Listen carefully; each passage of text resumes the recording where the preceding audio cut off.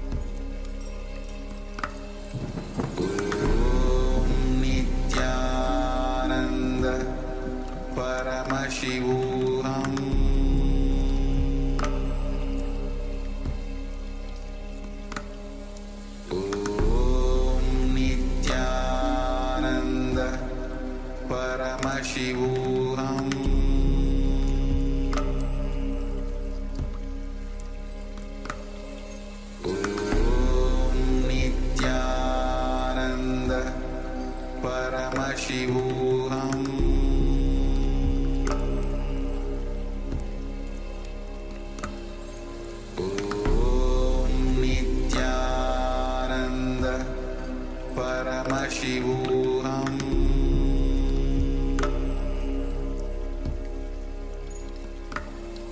Om Nityananda Paramashivoham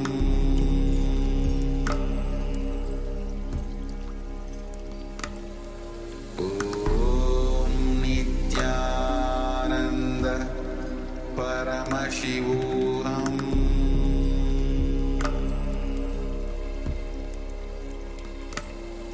Om Nityananda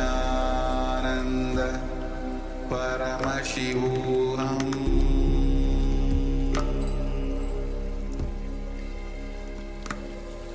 Om Nityananda Paramashivoham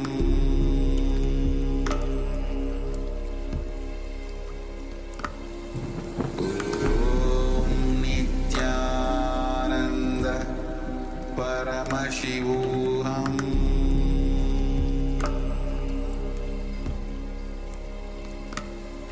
Om Nityananda Paramashivoham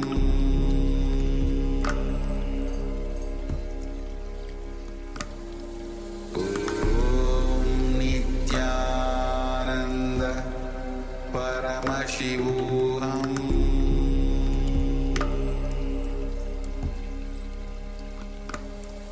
Om Nityananda Paramashivoham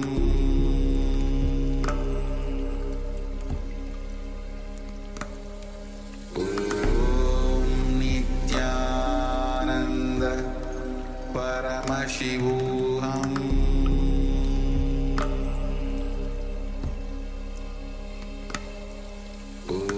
Om Nityananda Paramashivoham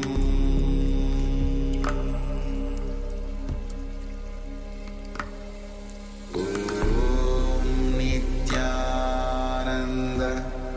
Paramashivoham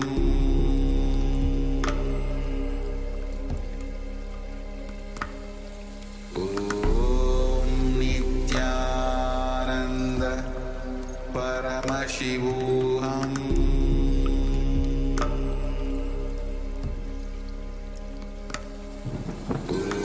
Om Nityananda Paramashivoham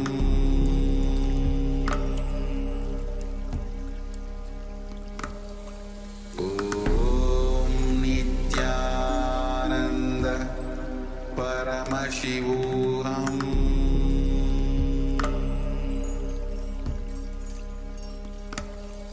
Om Nityananda Paramashivoham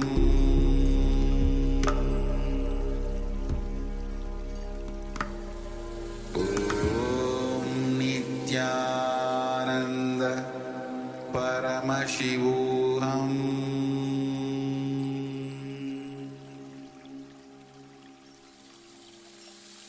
I bless you all. Let you all open all your three eyes.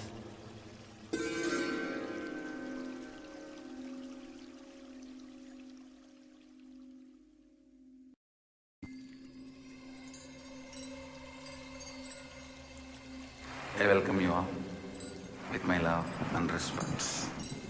Let you all open all your three eyes.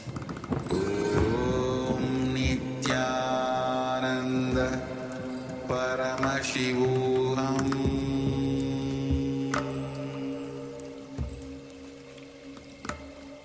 Om Nityananda Paramashivoham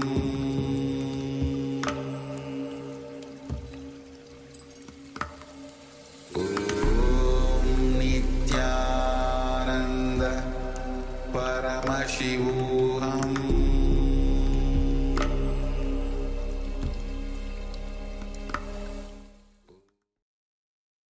Yes. Now, I request all the participants You can check the weight of an object. If you have taken weight of yourself, you can go and check on the weighing scale, what is the weight of yours. And whatever, whether it is increased or decreased, you can put it in the chat. The moment the powerful cognition enters into you, it manifests as powers. So I request all the participants to do it sincerely, all the completion. You will see you'll be able to manifest these powers. Don't take it for granted. These are all most powerful cognition Swamiji has given to us, which helps us to manifest these powers. Ma when we ma quizzing wing. Please switch on your cameras.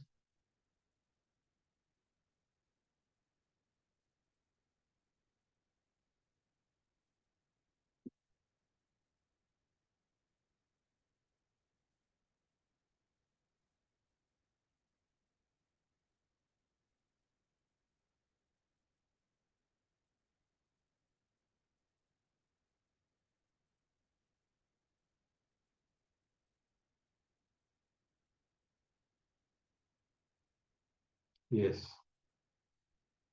Now, let us enter into the powerful satsang song, Swamiji. I request all the participants to have the book and pen along with you, so that depend on all the powerful cognition received during the session. This will also help you to manifest the powers. The more and more you imbibe the powerful cognition, the more and more you'll be able to manifest these powers. Yes, we're going to first enter into a meditation. We're going to meditate on the light within. So let's all settle down, sit in a calm and quiet space. Maybe close your door, close your windows. If there's any noise outside, as Swamiji is going to guide all of you. Yes. Now, let us enter into the session.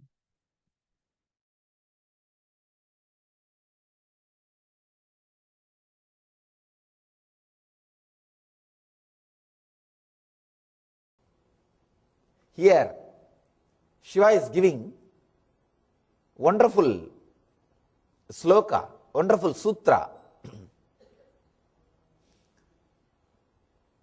which can create the new understanding about the life and death, because this sutra is directly related to presence and absence. Let me read the translation. Feel an object or person. The presence in front of you means that touch or by seeing through your eyes. Feel the presence. The next word says, feel it, not just seeing.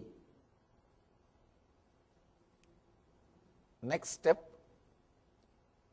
feel the absence of all other objects but this one. Understand? Step by step. Let me give the translation. Feeling the presence of an object or a person. Second step, feeling the absence of other objects. First, feeling the presence of one object or a person. Second step, feeling the absence of all other objects and persons, except this one. Third step, feeling the absence of this one also, and centering on yourself. Realize, paramastitihi, dhyayato layaha. Let you disappear into enlightenment, into the state of meditation. See, Shiva is such a great person, such a great master. He gives techniques for all kinds of human beings and all situations. Yesterday, the technique is for people who are in pain or suffering. Today, the technique is for people who are in love on the way to pain.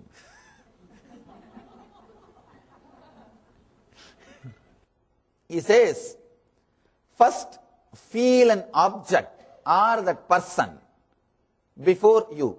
Understand? Just to see, if you see through two eyes, it is enough. But to feel, you need to use all three eyes. Third eye also. If you see the kids seeing the rose or a teddy bear, you see how the kid feels the teddy bear. He doesn't just see, he feels it. You can see how his eyes become big. Almost he feels connected to the teddy bear. He feels completely connected. If you try to take it away, you will see the fun. You will see the drama he creates. He feels that the toy is just part of him. So you need to feel that close with some object or that person. It will happen only when your third eye opens, means only when your logic is absent. You can see when you are in love with somebody, when you are in love with some object, your eyes will be bright when you look at that person. Practically your whole being will be looking through your eyes. Through your eyes. You will feel it. First, sit with that person or the object, just feel it. Feel that object or the person through your whole being, through the whole body, through the whole energy. Just feel. Just be completely lost. Feel only that object or that person. Second thing, important thing, feel the absence of all other objects and persons but this one. I am reading the original sutra, original translation, so that you will understand. Actually, this sutra can be translated in so many ways. I really feel sorry for my poor translation because I don't have more words. The sutra has to be understood from 4 or 5 dimensions. Because this can give you the basic truths of the falling in love with a master or falling in love with some god or a deity. This sutra will give you the basic technique, how that helps you towards enlightenment. When you deeply feel connected to a master, when you deeply feel connected to a deity, to a god, to a statue, what happens in you, how it leads you towards enlightenment, is beautifully described in this sutra. Understand? People ask me, Swamiji, if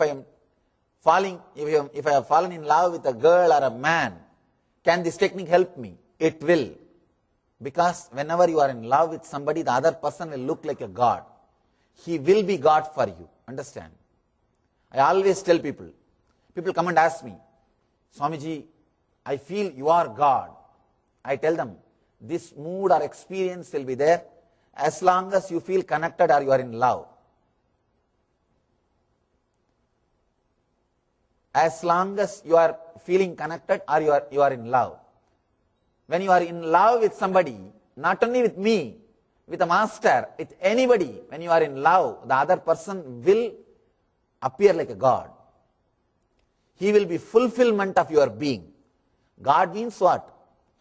Your fulfillment. Your fulfillment is what we call God. What you feel as your fulfillment is your God, Ishta Devata. That is your chosen ideal. When you are in love with the master, he appears as God. He will be God. I always tell people, when you are in love with me, not only I will appear as God, you will see all miracles which God will do will be happening through me. But when that love or feeling connected goes away, when you don't have that, you will not see any miracle through me. Even if you see, you will take it for granted. It is feeling deeply connected or love that gives you the experience, glimpse of God through other, and it just gives you inside you. It's a big science. First, you fall in love with an object or a person. One difficulty is, if you fall in love with that object or a person, first you need to concentrate, feel him, and leave everything else. Then feel his absence also. When you want to feel his absence, he may not agree or cooperate. With a master, he will agree and cooperate to feel his absence, and he will put the whole energy and whole devotion on yourself. He will not bind you. That is the greatness of master. That is the greatness of falling in love with the master. See, when you fall in love with an ordinary object or an ordinary person also, this technique can help you. But one thing, when you want to move away from his presence, he will feel dissatisfied. He will not encourage it. He wants you to be, by now, he will be dependent on you. A person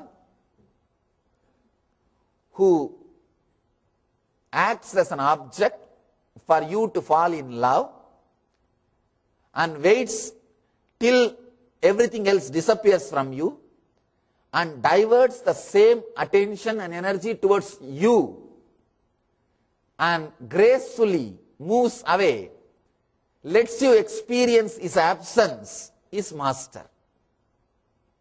He is master. Master is a person who will not be dependent on you, but who will help you to be dependent on him. When time comes, he will simply liberate you and put your whole energy on you and say goodbye and tell you to experience the ultimate. With an ordinary person, that step will be a little difficult. The third step, first step, falling in love, feeling the person, there won't be a problem. Second step, forgetting all other objects except that person or the object, that also won't be a problem. But the third step, feeling his absence also and diverting the whole concentrated energy on yourself. Dhyayato layaha means merging into meditation itself without an object for meditation. At that spot, an ordinary person will not be able to let go. He will create a comfort zone between you and him and encourage you to be in that same comfort zone. Will not allow you to go beyond him. That is where the problem will start. Of course, when that problem comes, let us face that. Just because that problem may come, it is not that we should not start our steps at all. When it comes, let us find the solution. Let us start the work. Let us start the great work of working towards the enlightenment. 3 steps. Feel an object before you, not just seeing, feeling. Means completely lost.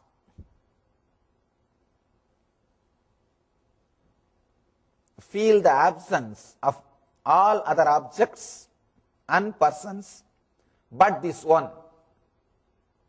Exclude everything else. Just be completely lost with that one person or with that one object. Let there not be anything else. Exclude. Third step, when you really feel that there is no object, Suddenly after some time, you feel, oh God, I was sitting here with Swamiji for 3 hours. And suddenly after the lecture you wake up, not from sleep. You think, oh God, there are so many people around me. Or suddenly you see, when did you come and sit? You ask the next person. And you ask the person, when did you come and sit? I did not even notice. If that happens, means you are excluded. You achieved the state of excluding everything else. Then you need to go to the third step. Means now unclutch from master also. Feel his absence also. Then leaving aside the object feeling and the absence feeling, realize. Object feeling means the presence. Absence feeling means absence. Leaving aside both, realize. Dhyayato layaha. Hritaye layante. Dhyayato layaha. Means, now let you realize, let you disappear just in yourself. This sutra, if it is understood, it will give you the basic signs of devotion, basic signs of falling in connection or in deep devotion with a master, or even feeling connected to a deity, to a murti. See, in Ramakrishna's case, he was so connected to the Kali Murti, he felt that Murti was alive. Just now, few months ago, I went and saw that Murti. When I saw that, it was such a overflowing, such a fulfilled feeling. Just a 3 feet stone can give enlightenment. See the amazing thing. It's not more than 3 feet Murti, just 3 feet Murti. Black stone. It can give enlightenment. He was so strongly connected. First the feeling of the object happened, then the exclusion, means leaving all other objects, that also happened. He used to sit in front of that Murti for hours. If he starts doing arti, people will start moving away because he won't end. If some people start speaking, you don't know when they will end. If he starts doing arati, you don't know when he will end. People will start going away. Second step also happened. The third step happened when he became enlightened. Third step means feeling the absence, means leaving even that form happened to him. Only then he became enlightened. Because when Totaburi came, his guru, enlightened master came, he said, I will initiate you. Ramakrishna said, yes, you initiate me. Totaburi said, now concentrate on the Anya. He gave a technique. And put your whole energy on yourself. Ramakrishna said, no. The moment I close my eyes, I see Devi. My Devi, I feel her presence. Totaburi says, that is nice. You have come to the second step.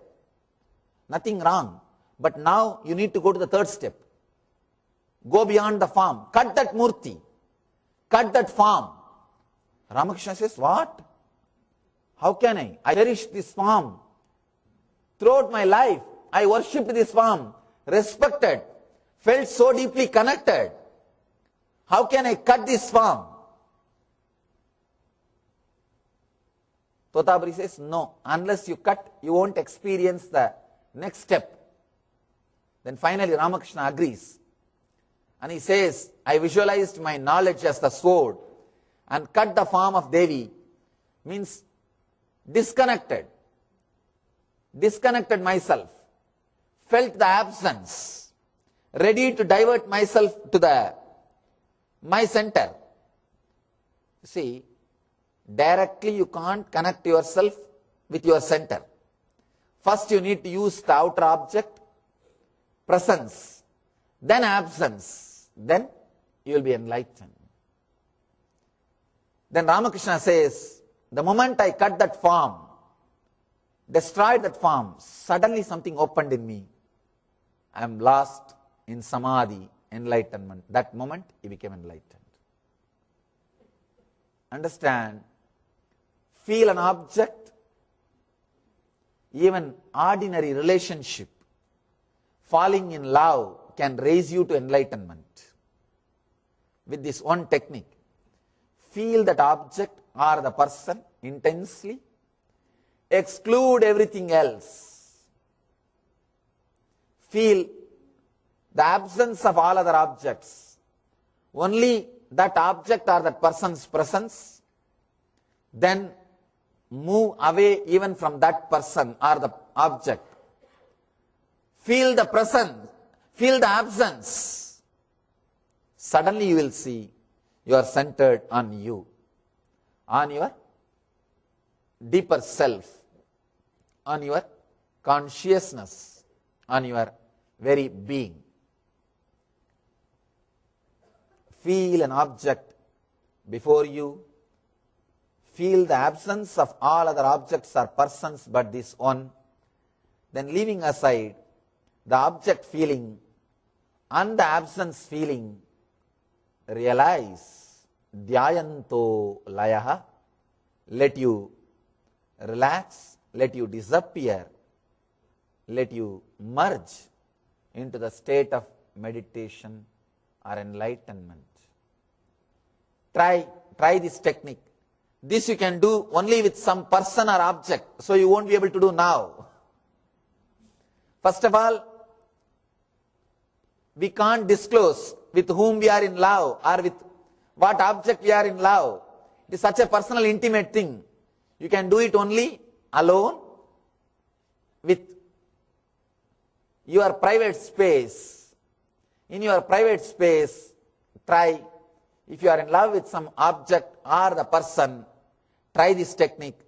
First feel the presence of that person, feel the absence of all other objects, then feel the absence of that person also, and let you get centered on the eternal bliss.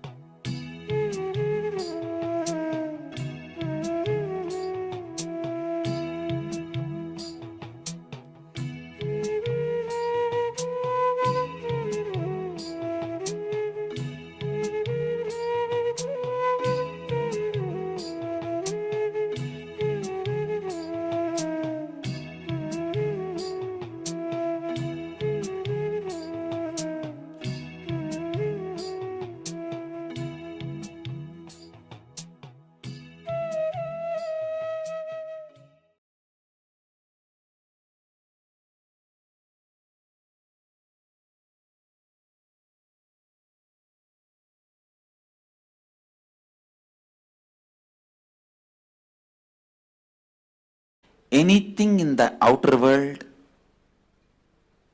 can be achieved when you work for it. Wealth, if you work for it, you will get it. Relationships, if you work for it, you will get it. But in the inner world, anything you want, you have to work from it. If you want to have Advaitic experience, you have to work from the Advaitic space. If you want Bhakti experience, you have to work from the Advaitic Bhakti space. But in both, you have to work. Understand? But both you have to work. In the inner world, don't think just if you carry the space, you will achieve it. No. Only when you operate from that space again and again, you will know the strength of the space and you will strengthen that space.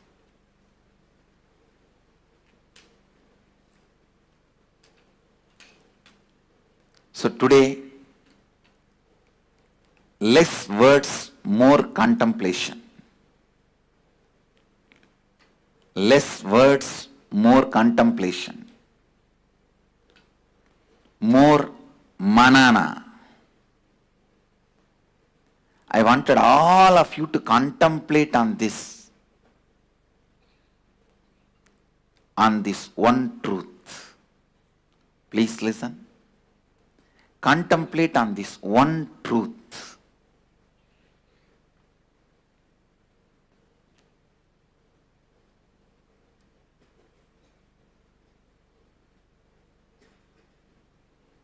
Contemplate on this one truth.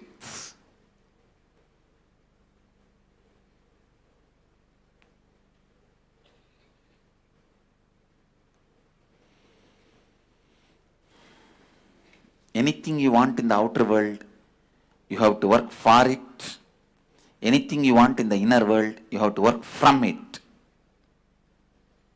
If you want living Advaita in the inner space, you have to continuously be active, alive, work from the space of Advaita.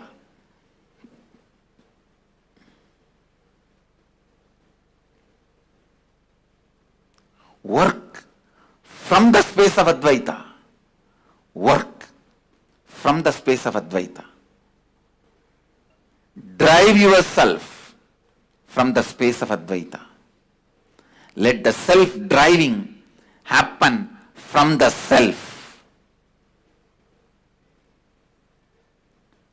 Self-driving happening from the self is what I call enlightenment.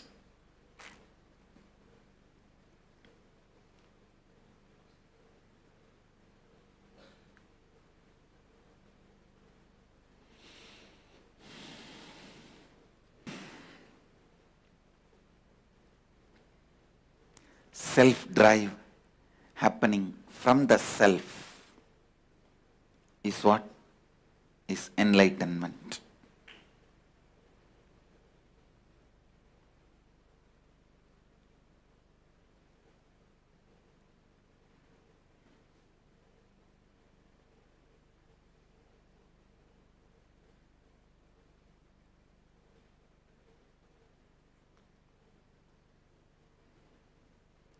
Contemplate on these few words today.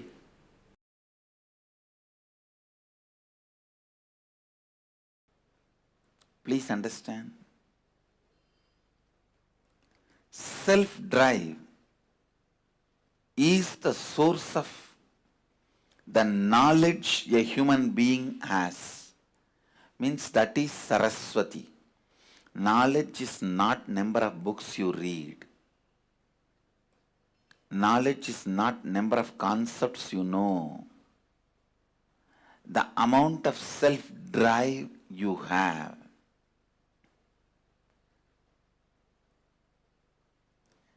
Understand, giving a right context to the self-drive is only the job of Saraswati, knowledge.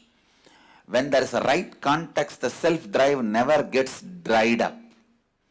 If it gets dried up, it is from the wrong context. It is the lower level pleasures. It is not self-drive. Self-drive which gets dried up is from violence or from greed. Please understand, the self-drive comes out of fear and greed, gets dried up just in few days. Giving the right context for your self-drive is the job of Saraswati. All the knowledge, the reason for all the knowledge, reason for all the books, reason for all the knowledge transmission mechanism is to give you the right context for your self-drive. To give the right context for your self-drive.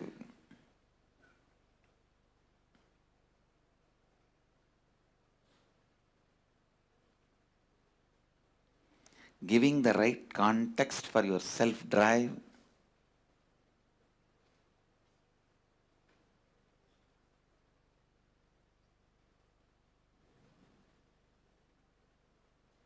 is the source, purpose, reason, cause, sole cause of your knowledge. Self-drive is the one and only wealth you can carry from one birth to another birth. Please understand. If you want to go to US, you have to change Indian currency to US currency. If you want to come from US to India, you have to change US currency to Indian currency. The same currency will not be useful in the other country. Same way, when you leave the body,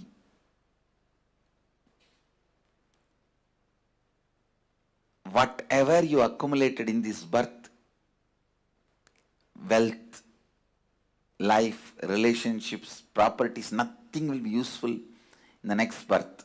But the self-drive you accumulated will be there with you in your biomemory as your asset. I tell you, self-drive is the Lakshmi. Self-drive is the ultimate wealth, ultimate asset.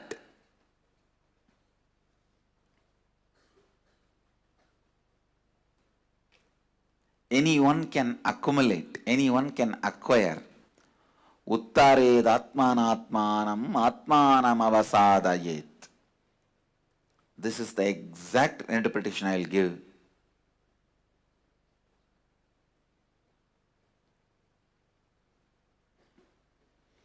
Raising your self-drive by yourself by setting the right context.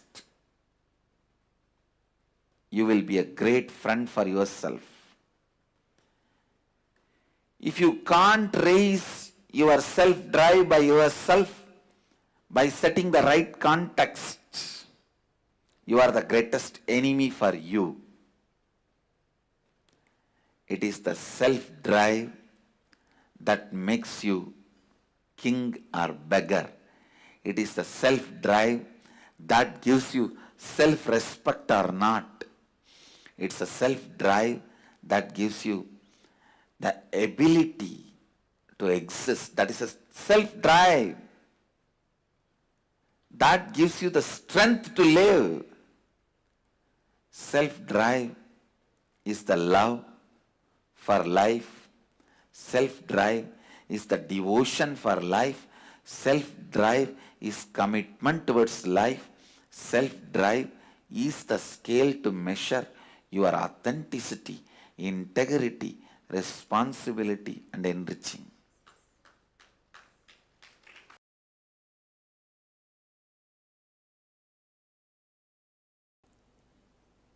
Look into you and see whatever patterns, whatever ideas, whatever thoughts brings conflict into you does not allow the experience of oneness in you. Start completing with them. Listen, I am establishing the process for oneness. Maybe next few days, I'll go on expanding on it. Sit and go on, pen down the patterns which makes you move away from the original oneness space, restful awareness, the state for which you are yearning without even knowing for which you are yearning. Understand? In all of us, there is a yearning for certain state. Without even knowing for what we are yearning, we go on yearn. Sometimes we think because of that yearning was so deep, we think we are yearning for money, or we think we yearn for just physical satisfaction. Sometimes we get scared and go crazy about that yearning. I use the word crazy. You just get scared what for you are yearning and go crazy about why you are yearning, what for you are yearning. Listen.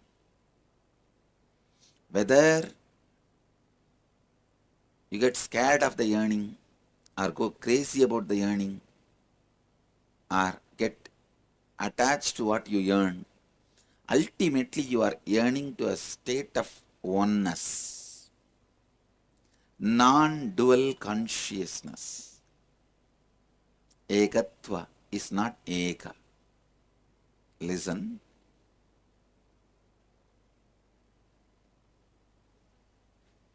Oneness is God, God is not one. Be very clear. All the religions talk about God is one. One God theory is not leading you towards oneness of God.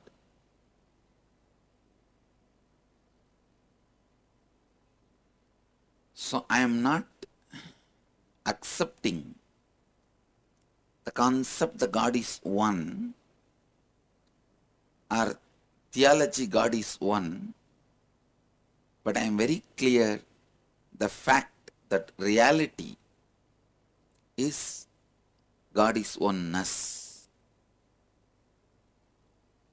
Listen,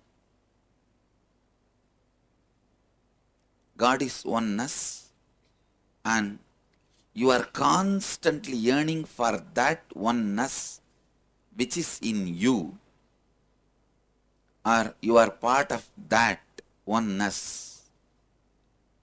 Sit and pen down all the patterns which makes you feel you are away from that oneness, which makes you move you out of that oneness.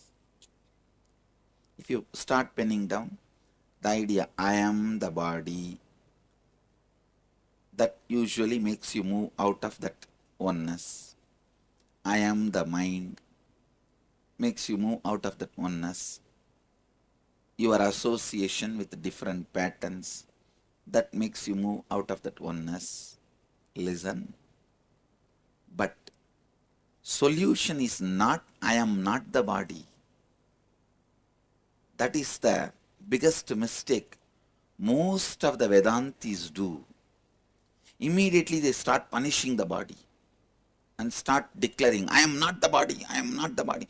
How much ever loudly you shout, scream, I am not the body, your body is only screaming, I am not the body. Even to scream, I am not the body, you associate yourself with the body. It's too funny how the Vedantis commit conceptual suicide. Understand? Conceptual suicide. That's the right word I use. When you learn concepts, but you are not growing in the space of oneness. You learn concepts, theories, but you are not growing into Advaita. I'll call that as a conceptual suicide. Accumulating ignorance in the name of knowledge. Acquiring ignorance in the name of knowledge. I am directly establishing a process for you to experience the non-dual consciousness, the Advaita, the state of Advaita. Today I am not talking about any anasin, metasin. How to remove your headache, knee pain,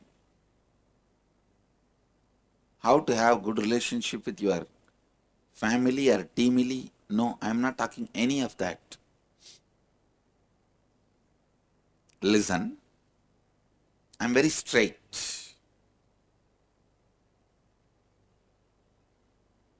I am establishing the process for you to experience non-dual consciousness. So listen. Come to the space of listening and listen. This can directly take you to the non-dual state of consciousness. Sit and pen down all the patterns, ideas, concepts, theories, thoughts, which makes you move away from the non-dual state, Advaitic state. It can be as simple as I am the body to as complicated as I am my wealth.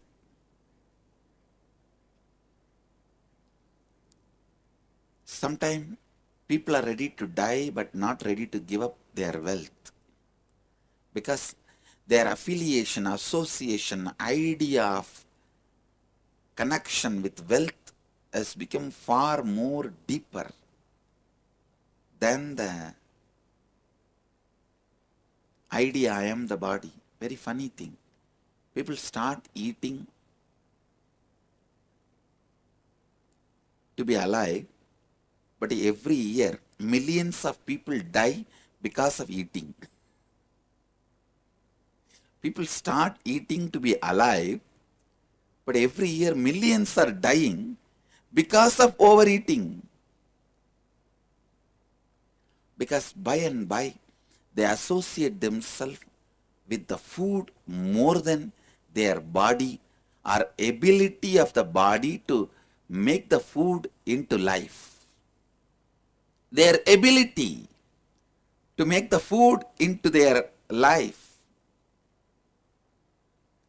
ability to convert the food into life is far more important than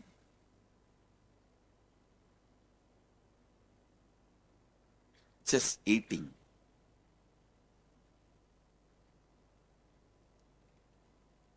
Many times, listen, many times in the attachments and delusions, the purpose is lost. As I said, you start eating for living. Finally, just by eating, you die. You are ready to die, but not ready to reduce your eating. I am not even asking you to give up eating. Reduce your eating.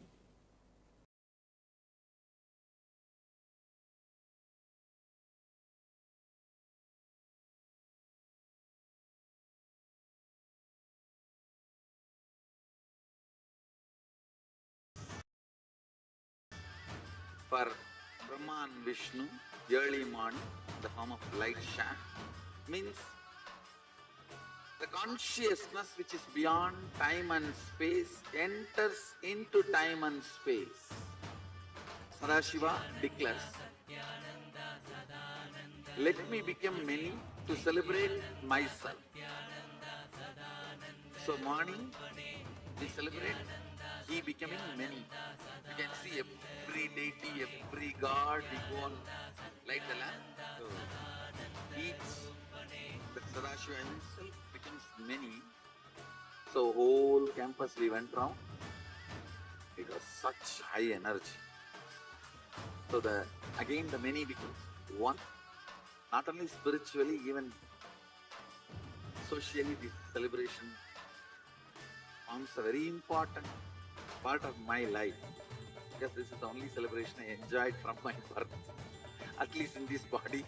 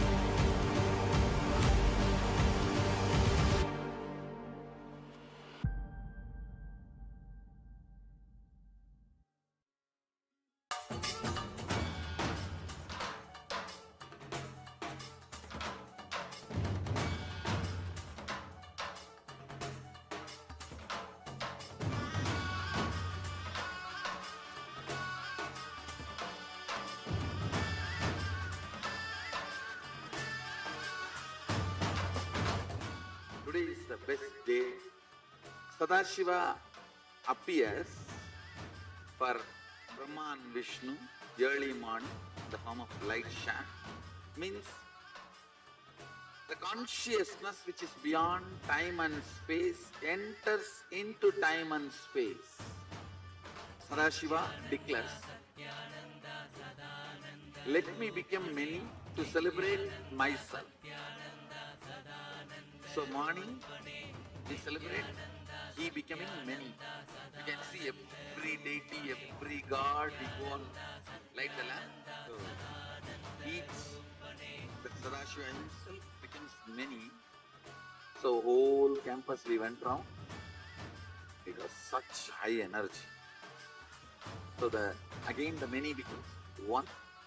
Not only spiritually, even socially, this celebration forms a very important part of my life.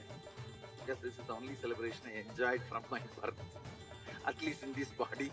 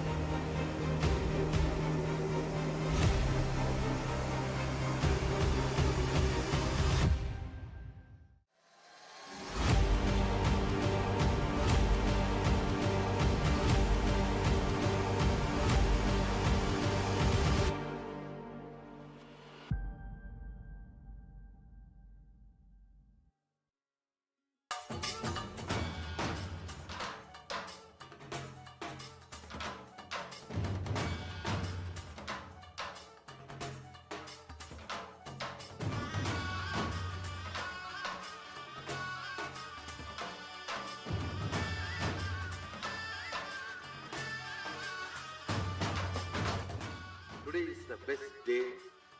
Sadashiva appears for Brahma and Vishnu early morning in the form of light shaft. Means the consciousness which is beyond time and space enters into time and space. Sadashiva declares, let me become many to celebrate myself. So morning we celebrate he becoming many. You can see every deity, every god, we go and light the lamp. So each, the Sadashiva himself becomes many. So whole campus we went round. It was such high energy. So again the many becomes one. Not only spiritually, even socially, this celebration forms a very important part of my life, because this is the only celebration I enjoyed from my birth, at least in this body.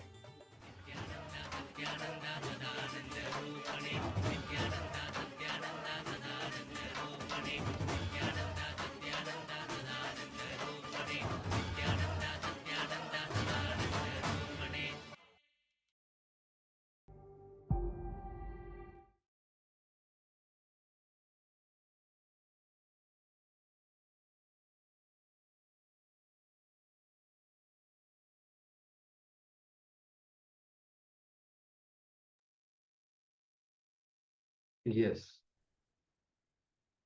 to this powerful session. Now, let's enter into the internalization exercise.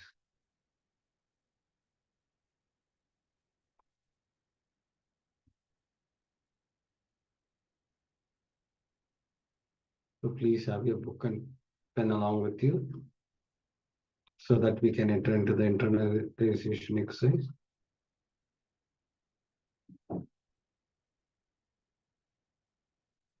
I request all the participants to switch on your cameras so that we can enter into the internalization exercise.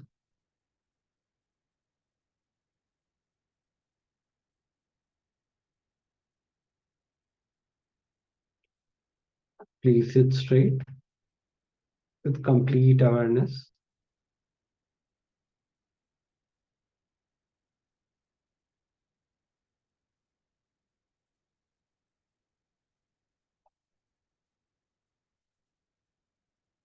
You can see still the cameras are switched on. Please switch on your camera so that we can enter into the exercise.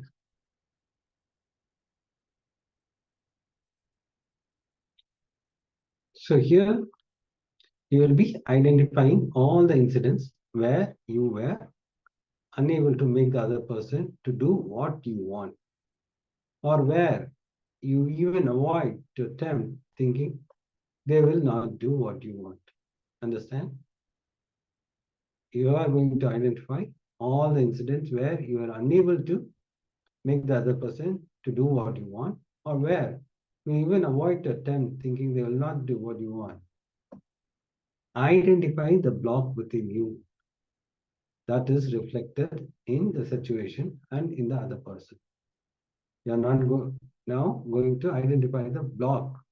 What is the block you carry within you that is reflected in the other person?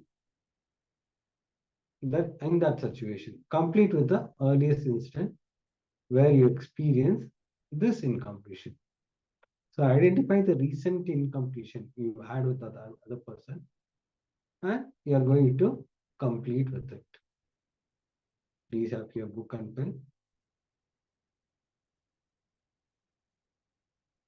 Keep chanting the Mahavakya intensely so that you remember whatever the incompletion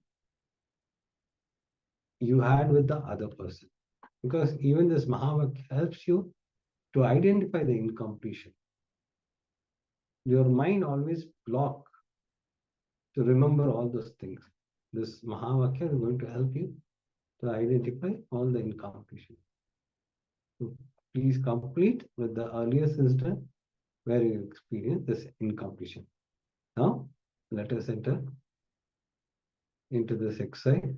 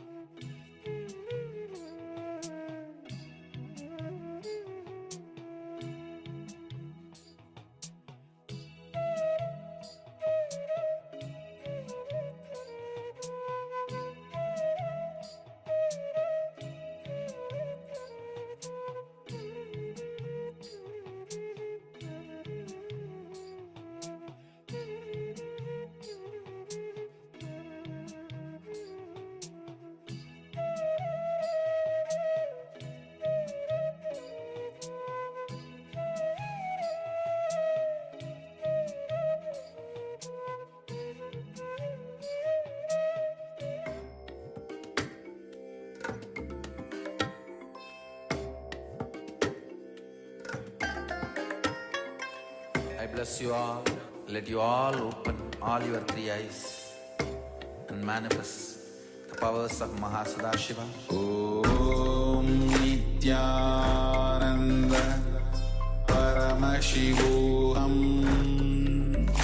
Om Nityananda Paramashivoham. Om Nityananda Paramashivoham. Om Nityananda Paramashivoham. Om Nityananda Paramashivoham.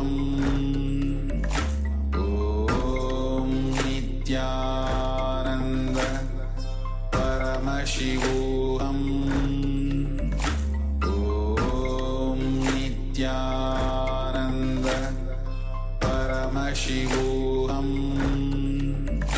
Om Nityananda Paramashivoham. Om Nityananda Paramashivoham. Om Nityananda Paramashivoham. Om Nityananda Paramashivoham. Om Nityananda Paramashivoham. Om Nityananda Paramashivoham. Om Nityananda Paramashivoham. Om Nityananda.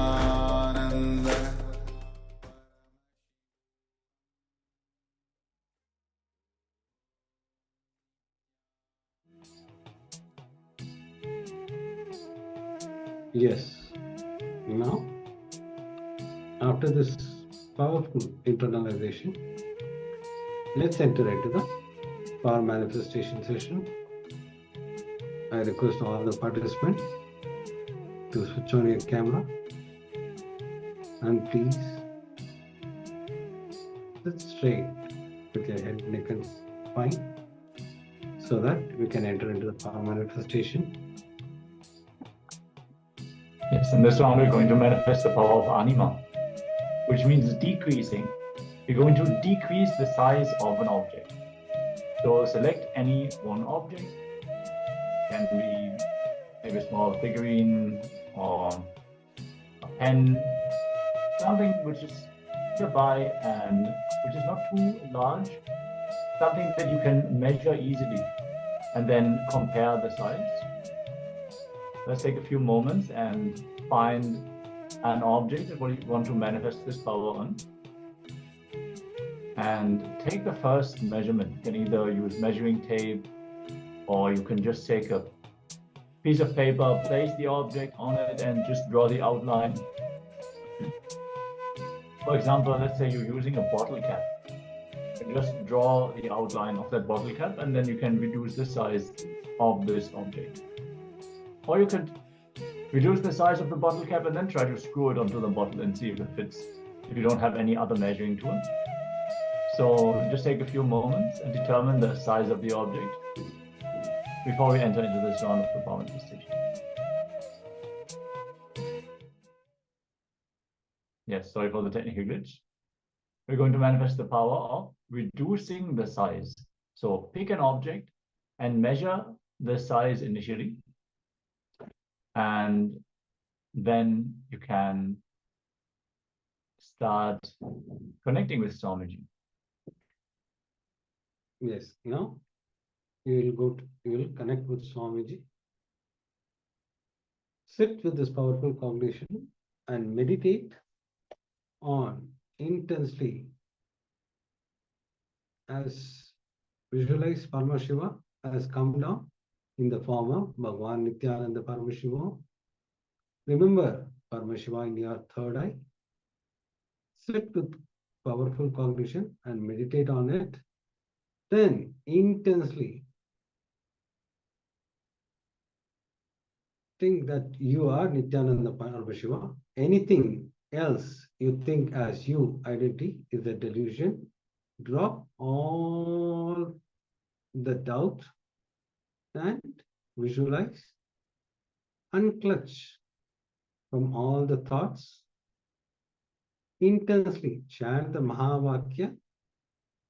Om Nityananda Paramashivoham. Om Nityananda Paramashivoham.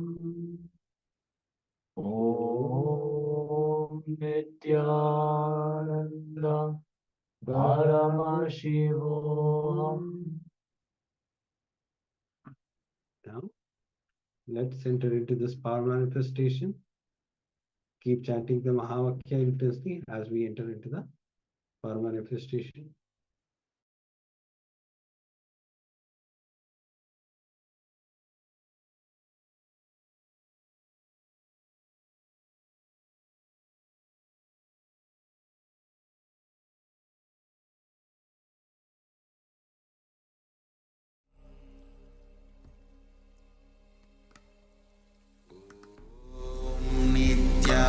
Nityananda Paramashivoham.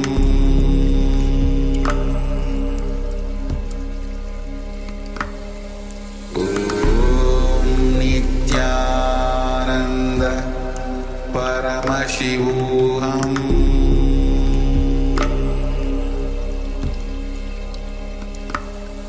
Om Nityananda Paramashivoham. Om Nityananda Paramashivoham.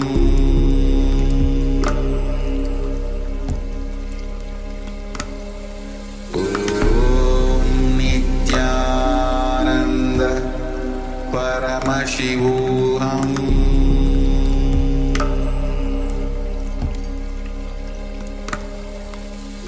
Om Nityananda Paramashivoham.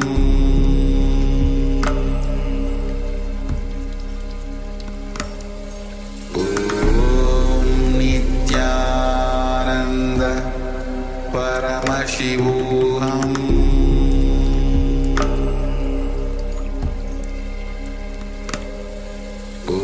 Om Nityananda Paramashivoham.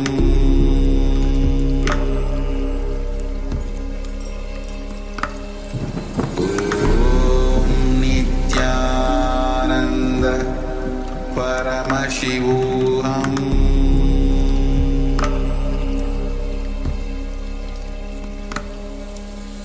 Om Nityananda Paramashivoham.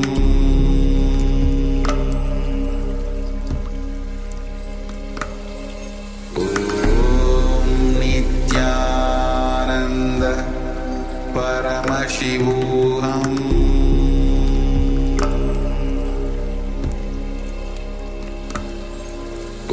Om Nityananda Paramashivoham.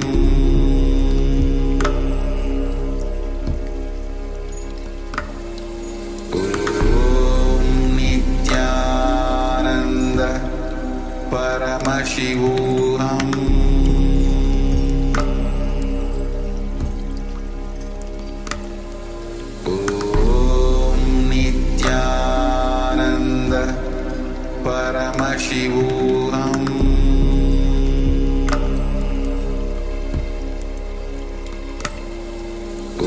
Om Nityananda Paramashivoham.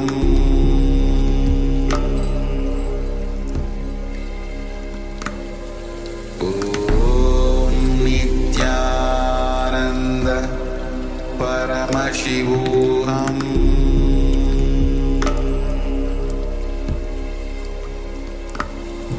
Om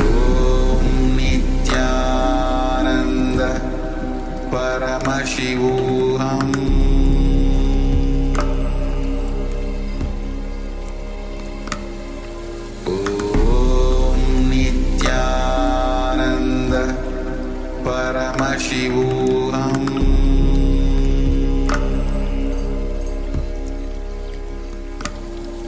Om Nityananda Paramashivoham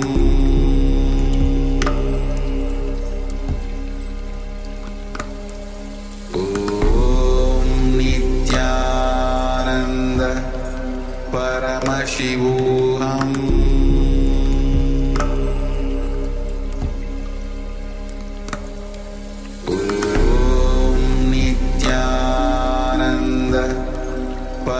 Paramashivoham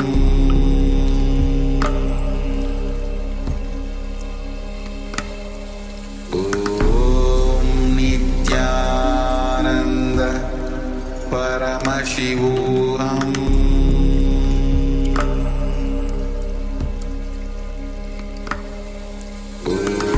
Om Nityananda Paramashivoham Paramashivoham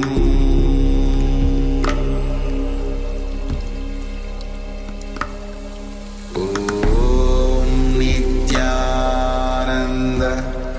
Paramashivoham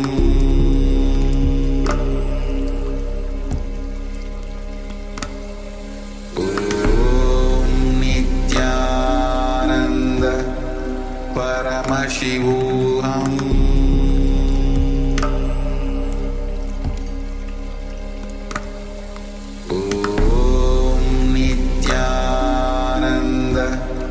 Paramashivoham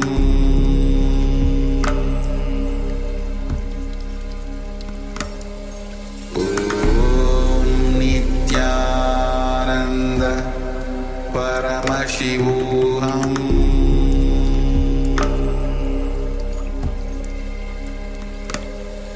Om Nityananda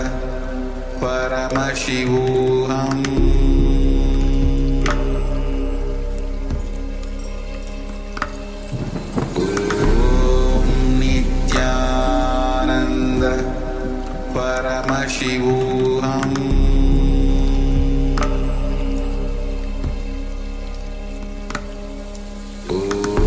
Om Nityananda Paramashivoham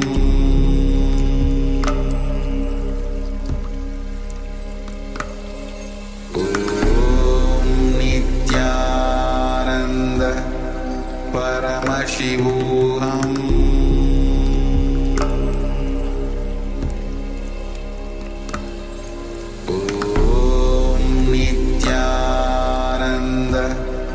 Paramashivoham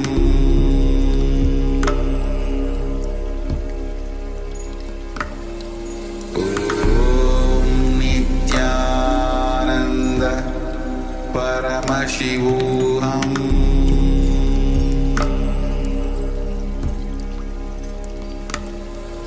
Om Nityananda Paramashivoham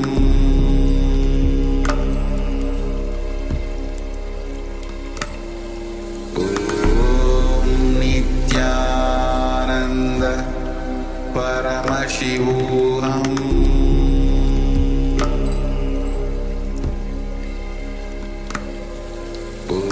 Om Nityananda Paramashivoham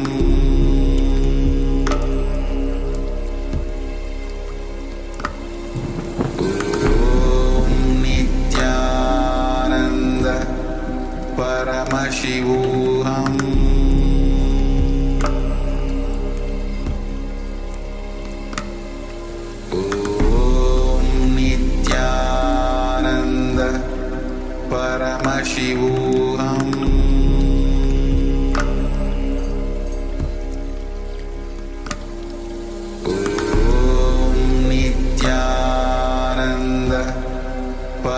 Paramashivoham